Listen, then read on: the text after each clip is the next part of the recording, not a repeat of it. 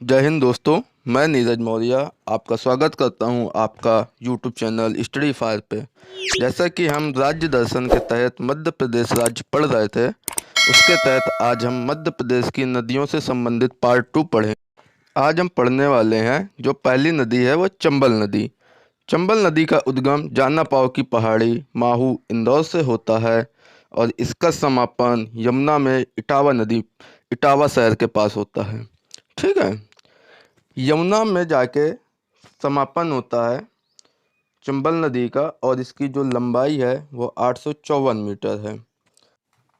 तो चंबल नदी की जो सहायक नदियां हैं वो सिप्रा, काली सिंध, पार्वती, बनास है। ठीक है ना। चंबल नदी जो है ये,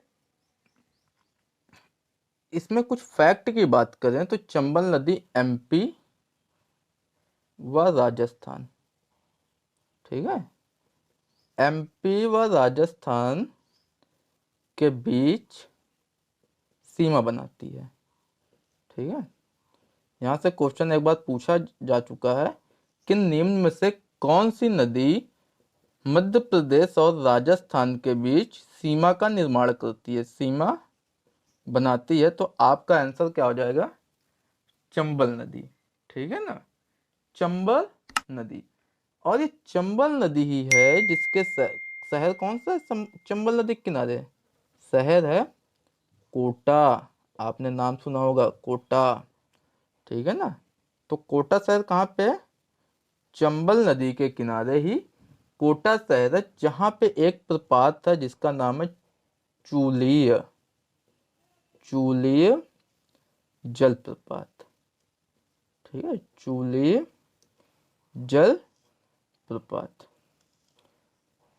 क्वेश्चन पूछे चूलिय जलप्रपात किस जगह पे है? कोटा पे। किस राज्य पे? राजस्थान पे। किस नदी पे? चंबल नदी पे। ठीक है ना। अब यहाँ पे जो है कुछ विद्युत परियोजनाएं हैं। विद्युत परियोजना, ये चंबल नदी काफी इंपॉर्टेंट हो जाती है। विद्युत परियोजना, ठीक है ना। अब कौन कौन सी विद्युत परियोजनाएं हैं उनके बारे में हम देखेंगे। तो यहाँ पे मेनली 4 हैं। कितनी है? 4। ठीक है। पहले नंबर पे जो है उसका नाम है गांधी सागर। ठीक है, डायरेक्ट पूछता है यहाँ से गांधी सागर परियोजना किस नदी पर है। ठीक है। दूसरा है राणा सागर, गांधी सागर, राणा सागर। तीसरे नंबर पे जो है वो है जवाहर सागर। ठीक है, जवाहर सागर। और जो चौथे नंबर पे है आपकी, उसका नाम है कोटा बैराज। कोटा बैराज। ठीक है, कोटा बैराज। ये 4 विद्युत परियोजनाएं चंबल नदी पर स्थित है। उसके बाद चंबल नदी का एक पुराना नाम है, ठीक है ना। प्राचीन काल में, यहाँ पे मैं लिख देता हूं, प्राचीन काल में इसको और भी नाम देते थे, जिस उसका नाम है चरमावती। क्या नाम है? चरमावती। ठीक है ना, इसी को धर्मावती बोलते, चरमावती या धर्मावती। ये चंबल नदी से बनने वाले सारे क्वेश्चनों का एक सेट है, जिसमें चंबल नदी से बनने वाला हर एक एक क्वेश्चन मैंने यहाँ पे इंक्लूड किया है। मुझे नहीं लगता कि यहाँ से कुछ बचा है, और अगर आपको लगता है तो आप सजेस्ट कर सकते हैं, नो प्रॉब्लम। चलिए, उसके बाद नेक्स्ट देखते हैं बेतवा नदी। बेतवा नदी, ठीक है। फिर वही चीज है, उसका उद्गम,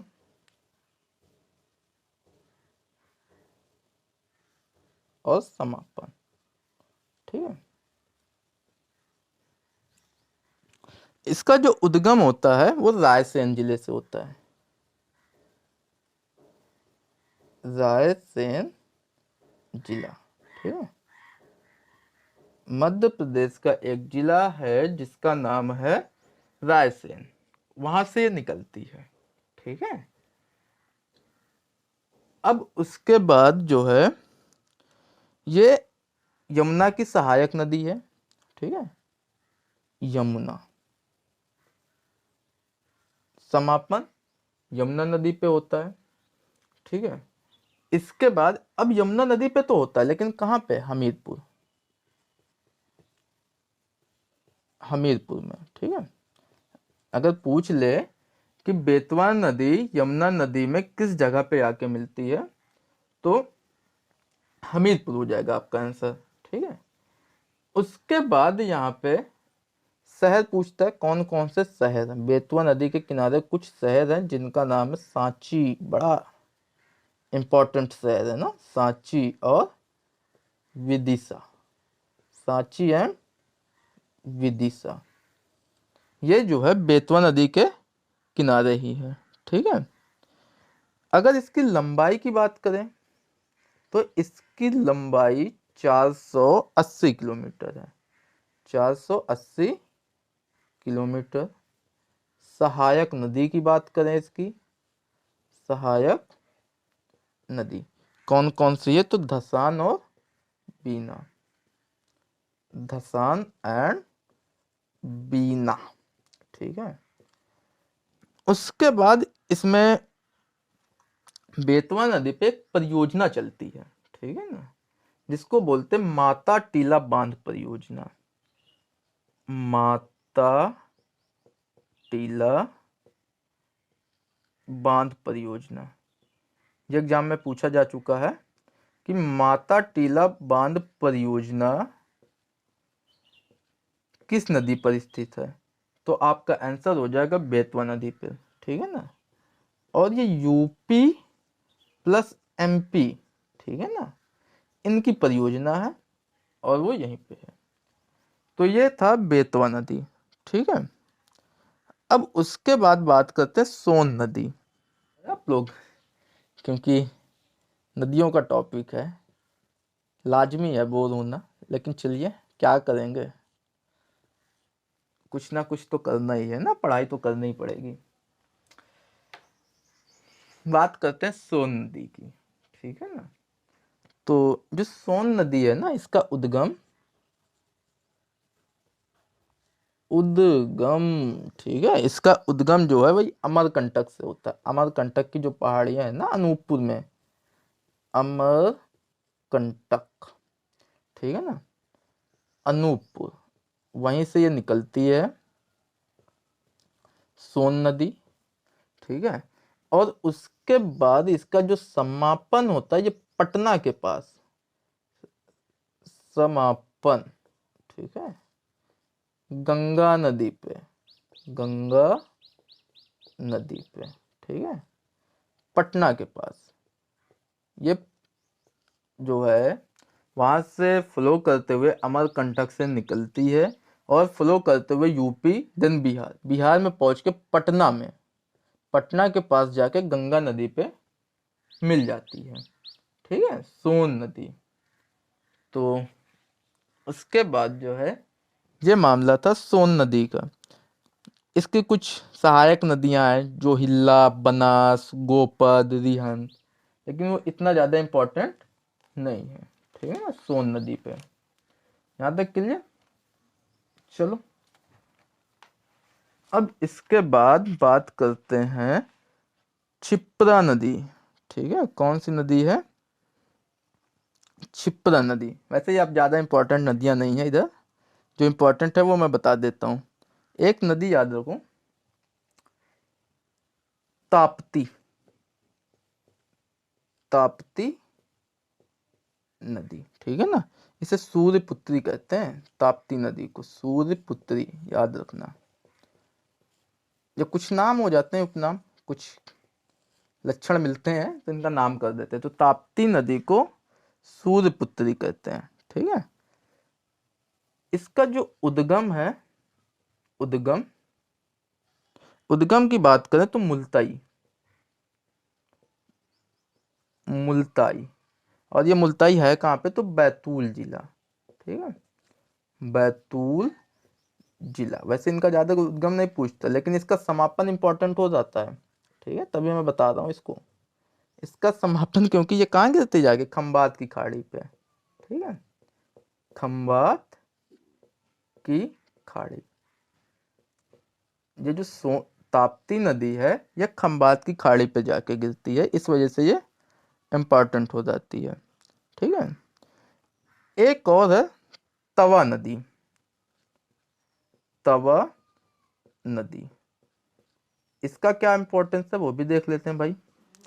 इसका जो उद्गम है ना, उद्गम,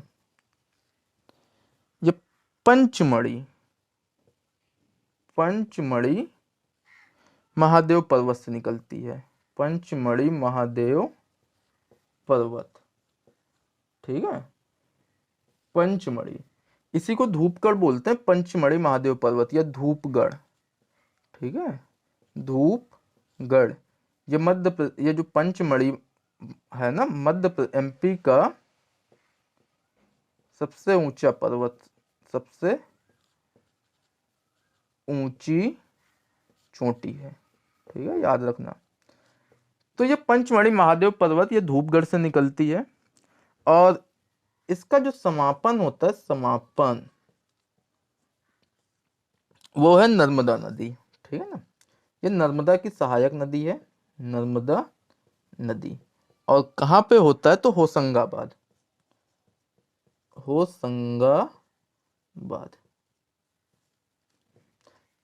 अब आप कहेंगे इसमें इंपॉर्टेंट वाली क्या बात है, तो इसमें इंपॉर्टेंट वाली ये बात है, जो मध्य प्रदेश का सबसे लंबा बांध है ना, मध्य प्रदेश का सबसे लंबा बांध, ठीक है ना, ये होशंगाबाद पे है, एमपी का सबसे लंबा बांध, ठीक है, सबसे लंबा बांध। तो ये कहाँ पे है, होशंगाबाद में, तवा नदी पर, ठीक है। और ये कितना है, 1322 मीटर लंबाई, क्या है इसकी, 1322 मीटर, ठीक है। अब उसके बाद मुझे नहीं लगता कि यहाँ से और कोई ज़्यादा इम्पोर्टेंट है, ठीक है। तो हाँ, एक नदी और है जिसको, देखी गई नदियों को तो बिल्कुल इग्नोर नहीं कर सकते, नाम है टोंस नदी, टोंस नदी, ठीक है, नाम तो सुना ही होगा। चलिए, टोंस नदी, इसका जो उद्गम है, उद्गम, टोंस नदी कहाँ से निकलती है भैया, तो ये कैमूर पहाड़ी, कैमूर पहाड़ी, ठीक है, कैमूर पहाड़ी। और ये कहाँ पे है, तो सतना जिले पे है, कहाँ पे, सतना, नाम तो सुना ही होगा, सतना, मैहर है वहां पे, ठीक है ना। तो वहां पे दुर्गा जी का, शीतला माता का काफी अच्छा भव्य मंदिर है, मैहर, लोग जाते हैं दर्शन के लिए, सतना, ठीक है। यहाँ से क्वेश्चन पूछता है, सतना शहर किस नदी के किनारे है, ठीक है, सतना किस नदी के किनारे है, तो आंसर हो जाएगा टोंस नदी, ठीक है। और इसका अगर समापन की बात करें तो यह गंगा की सहायक नदी है, समापन गंगा में, ठीक है, गंगा में। और कहाँ पे, तो सिरसा, सिरसा यूपी, ठीक है ना, यूपी का एक शहर है सिरसा, वहां पे जो है गंगा पे ये मिल जाती है।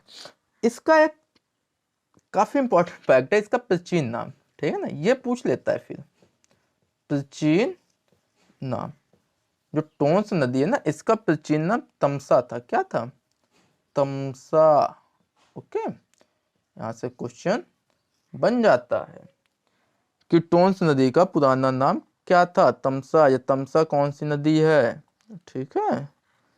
तो ये है टोंस नदी।